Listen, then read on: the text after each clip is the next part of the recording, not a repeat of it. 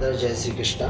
दोस्तों, मैं रविशंकर आज आपसे सुंदरकांड पढ़ने के महिमा के बारे में बताना चाहता हूँ। जैसा कि सुंदरकांड पढ़ने से घर में अगर कोई नेगेटिविटी, नकारात्मक शक्ति है तो वह दूर हो जाती है, आत्मबल मिलता है और अगर आपके कोई कार्य रुक रहे हैं तो वह कार्य बनना प्रारंभ हो जाते हैं। सुंदरकांड पढ़ने से आपको आत्मबल मिलता है, बल बुद्धि प्रदान करते हैं हनुमान जी। हनुमान जी से सीखने के लिए बहुत सी बातें हैं, पर बेसिक दो तो आप मान लीजिए। एक, लगन से कोई भी कार्य को करना चाहिए। जैसे हनुमान जी श्री राम जी के काज के लिए बिल्कुल लगनशील रहते थे जब तक वह कार्य पूर्ण नहीं कर लेते थे। दूसरा है कि हनुमान जी से निरअहंकारिता, मतलब ग्रेटिट्यूड।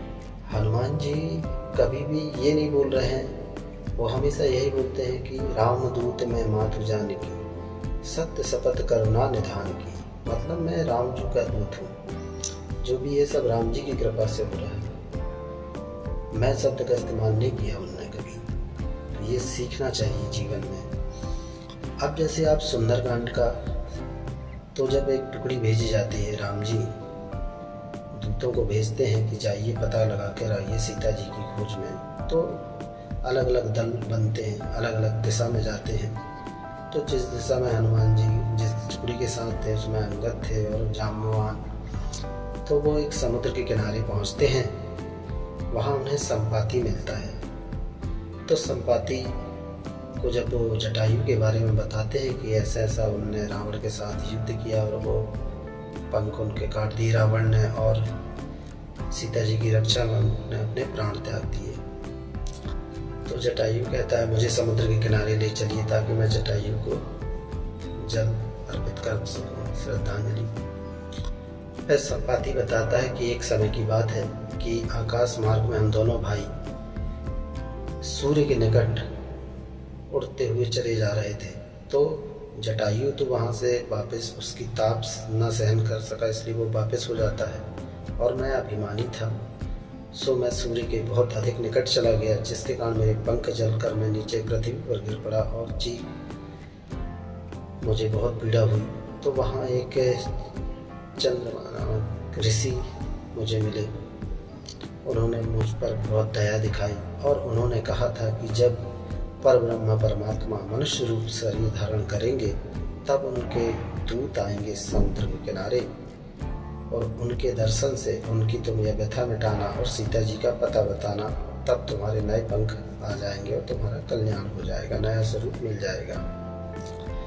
तो संपाति जी बोलते हैं कि मुझे उस चट्टान के किनारे ले चलिए।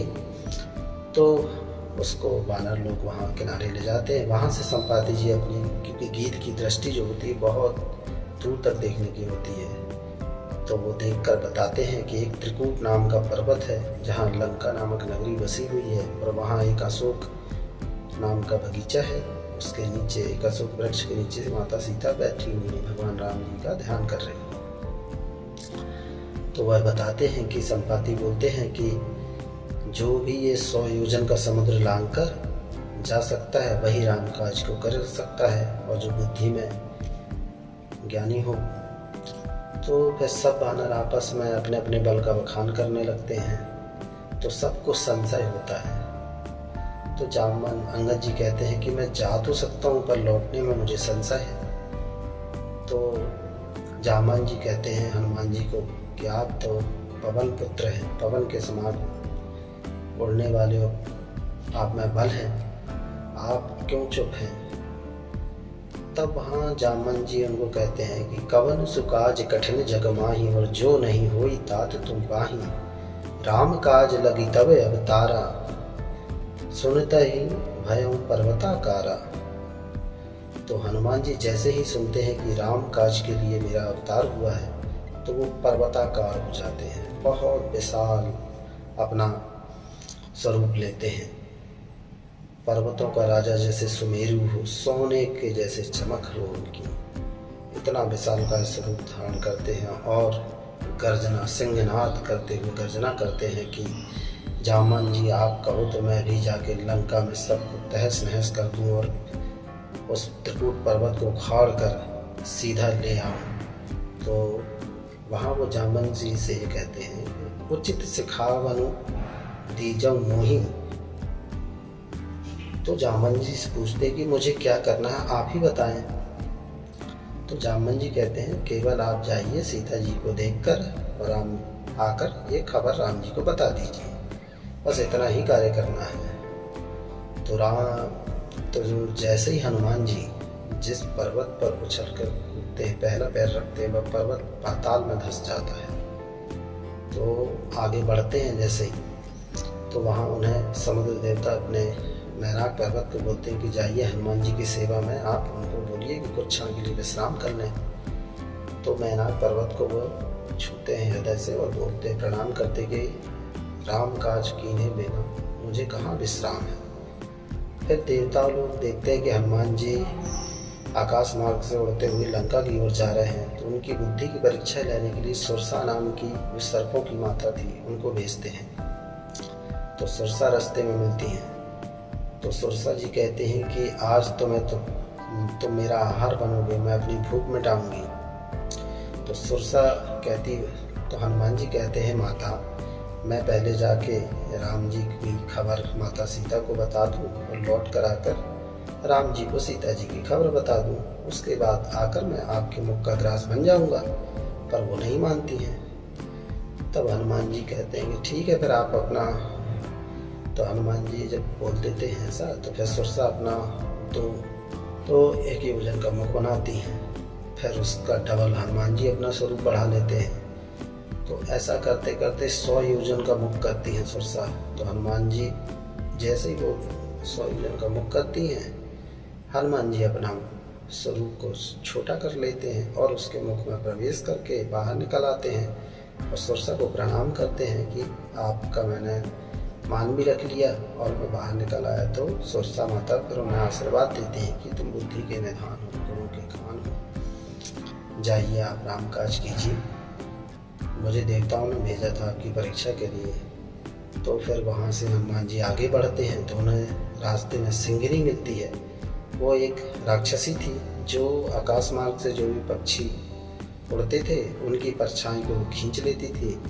तो जैसे ही खींचती थी तो वो पक्षी गिर जाते थे और उसको फिर अपना भक्षण कर लेती थी।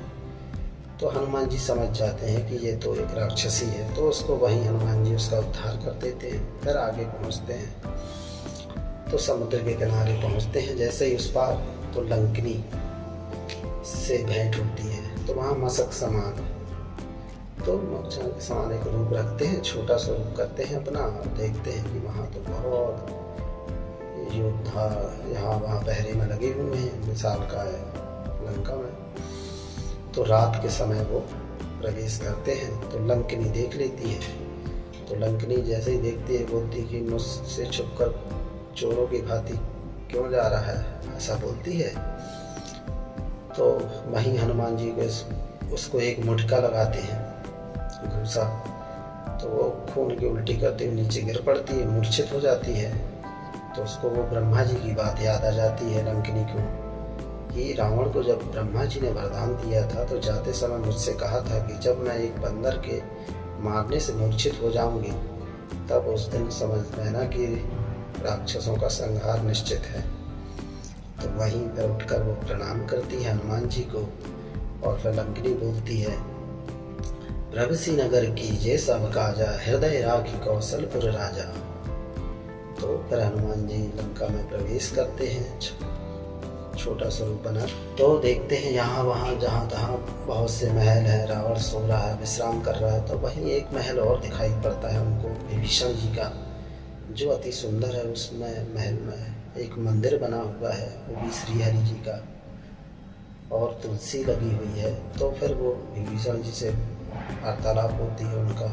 फिर वहाँ वो विभीषण जी सारा पता बताते हैं कि सीता जी यहाँ है ऐसा। तो वहाँ फिर वो अशोक वृक्ष के पास पहुँचते हैं, फिर राम कथा सुनाते हैं, माता सीता का दुख दूर होता है।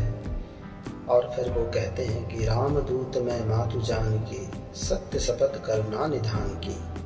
तो माता जी वहाँ उनको वरदान देती हैं, आशीर्वाद देती हैं, अष्ट सिद्धि नवनिधि के दाता, स्वर दीन जानकी माता।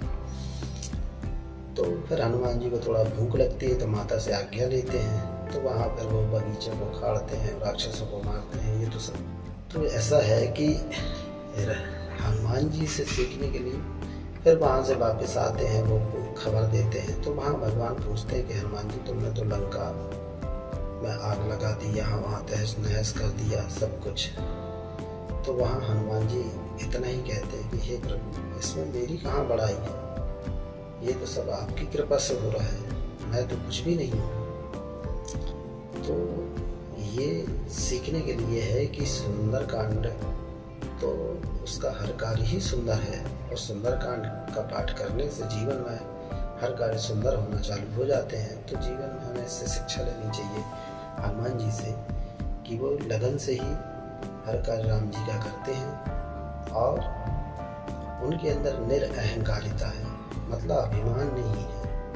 जबकि अतुलित बलधाम हैम शैलावदेहम ग्रामीणाम अग्रगण्यम वानराणामधीशम रघुपति प्रिय भक्तम बात जातम नमामि।